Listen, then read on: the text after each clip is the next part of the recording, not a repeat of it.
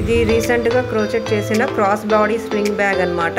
For ladies, girls, women అనమాట. చాలా బాగుంటుంది, పార్టీ వేర్ అనమాట. ఇలాంటివి ట్రై చేస్తూ ఉంటాను, నాకు చాలా ఇష్టం క్రోచెట్స్ అంటే. ఇవే బిజినెస్గా కూడా మనం కన్వర్ట్ చేసుకోవచ్చు.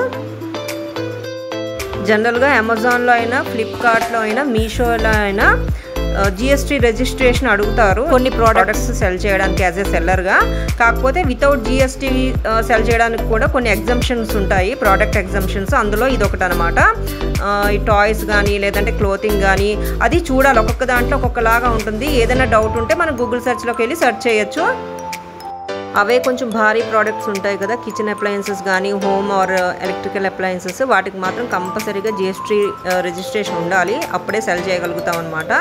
జిఎస్టీ రిజిస్ట్రేషన్ చేసుకోవడం వల్ల మనకి అడ్వాంటేజ్ ఏంటంటే అన్ని స్టేట్స్లోని మనం సెల్ చేయగలుగుతాము. అదే వితౌట్ జిఎస్టీ రిజిస్ట్రేషన్ అయితే ఓన్లీ మన స్టేట్కి మాత్రమే పరిమితం అనమాట. మన స్టేట్లోనే మనం సెల్ చేయగలుగుతాము.